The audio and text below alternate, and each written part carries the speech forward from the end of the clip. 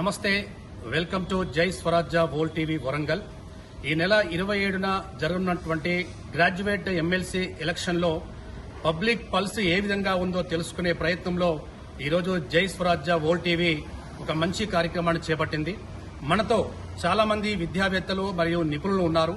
మరి 27న జరగనున్న ఎమ్మెల్సీ ఎలక్షన్లో బీజేపీ పార్టీ నుంచి గుజ్జుల ప్రేమేందర్ గారు, కాంగ్రెస్ పార్టీ నుంచి తీన్మార్ మల్లన్న గారు మరియు భరాసా నుంచి ఏనుగుల రాకేష్ రెడ్డి గారు పోటీలో ఉన్నారు. భవిష్యత్తులో గ్రాడ్యుయేట్ ఎమ్మెల్సీ ఎలక్షన్లో ఎవరు గెలిస్తే విద్యారంగంలో అనేక సమస్యలకు పరిష్కారం దొరుకుతుందో అడిగే ప్రయత్నం చేద్దాం.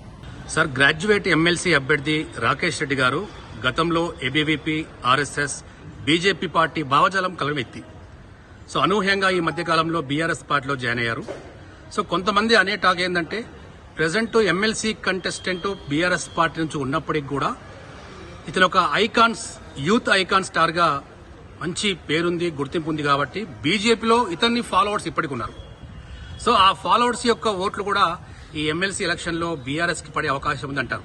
ఇది ఎంతవరకు సమంజసం అంటారు? ప్రథమంగా జై స్వరాజ్ టీవీ, వరల్డ్ టీవీ వారికి కృతజ్ఞతలు. 27వ తారీఖు జరగబోయే గ్రాడ్యుయేట్స్ ఎన్నికల గురించి ప్రజల యొక్క పల్స్ తెలుసుకోవడం కోసం ఈ సర్వే చేయడం అనేది అభినందనీయం. మీరు ప్రథమంగా మీకు కృతజ్ఞత తెలియజేస్తా ఉన్నా. మీరు అన్నట్టుగా అది అక్షరాల నిజం. ఎందుకంటే రాకేష్ రెడ్డి గారు గతంలో బీజేపీలో పనిచేశారు, ఏబీపీలో పనిచేశారు, రకరకాల వల్ల ఉన్నటువంటి అన్ని వాటిలలో పనిచేసినట్టు యూత్ ఐకాన్ అనేది అక్షరాల నిజం. వారి ఓట్లు ప్రథమ ఓటే వేయడానికి కూడా కొంతమంది చాలా మంది ఉన్నట్టుగా మాకు తెలుస్తా ఉన్నది. అదే కాకుండా ఎవరన్నా బీజేపీకి సంబంధించిన వాళ్ళు ఉంటే వారు ఓటు వేసిన తర్వాత రెండో ప్రాధాన్యత ఓటు తప్పకుండా రాకేష్ రెడ్డికి ఇవ్వడానికి ఆ పార్టీలో ఉన్న వాళ్ళందరూ కూడా రెడీ ఉన్నారు. వారే కాదు, తీన్మార్ మల్లన్నకు టికెట్ ఇచ్చినటువంటి కాంగ్రెస్ పార్టీ వారు కూడా ఇవాళ రెండో ఓటు ఎవరికి వేస్తారు అంటే కాంగ్రెస్ కేసుకున్న తర్వాత రాకేష్ రెడ్డి గారికి ఓటు వేయడానికి రెడీ ఉన్నారు. ఎందుకు అంటే వారికి బీజేపీ అంటే గిట్టదు కాబట్టి, బీజేపీకి కాంగ్రెస్ అంటే గిట్టదు కాబట్టి ఈ రెండు పార్టీలకు సంబంధించిన కార్యకర్తలు కానీ, ఎడ్యుకేటర్స్ కానీ ఎవరున్నా సెకండ్ ఓటు రాకేష్ రెడ్డి గారికి వేస్తున్నారు. కాబట్టి తప్పకుండా మీరు అన్నట్టుగా బీజేపీ వాళ్ళ యొక్క సపోర్ట్ ఉంది, ఏబీపీ సపోర్ట్ ఉంది, ఆర్ఎస్ఎస్ వాళ్ళ సపోర్ట్ ఉంది. అదే కాదు, జేడీ లక్ష్మీనారాయణ గారు రీసెంట్ గా వారు చక్కటి వాయిస్ ఇవ్వడం జరిగింది.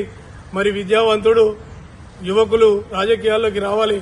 తప్పకుండా ఈ నల్గొండ, వరంగల్ వీటిలో ఉన్నటువంటి ఓట్లన్నీ కూడా మీరందరూ పట్టభద్రుల ఓట్లు, ఖమ్మం అన్ని కలిపి కూడా రాకేష్ రెడ్డి గారికి వేయండి.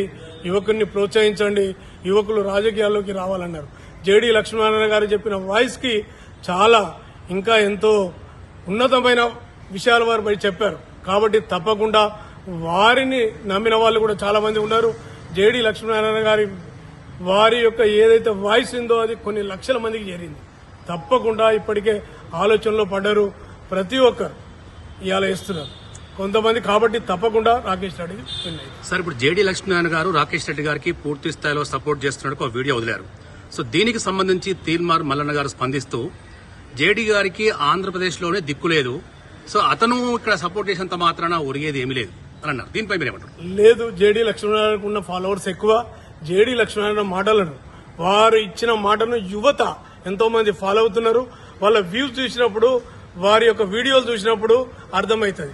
ఆ విధంగా మాట్లాడడం అనేది తీన్మార్ మల్లన్న విజ్ఞతకే వదిలేయాలి. వారికి ఎవరైతే ఉన్నారో జేడీ లక్ష్మీనారాయణ విమర్శించే స్థాయి కూడా తీన్మార్ మల్లన్నది కాదని, వారికి అక్కడ ఏం దిక్కు లేదండి. వారి మాటలు తప్పకుండా వింటా ఉన్నారు, ఇక్కడ కూడా వింటా ఉన్నారు. అక్కడ ఈ మధ్యలో ఘర్షణలు పడతా ఉంటే కూడా వారు ఒక వాయిస్ ఇవ్వడం జరిగింది.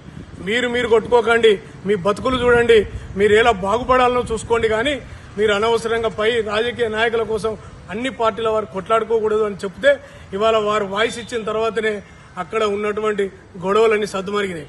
ఆ విషయాన్ని తీన్మార్ మల్లన్న గుర్తు చేస్తున్న తీన్మార్ మల్లన్నకు జేడీ లక్ష్మీనారాయణను విమర్శించే అర్హత లేదని ఈ సందర్భంగా తెలియజేస్తాం.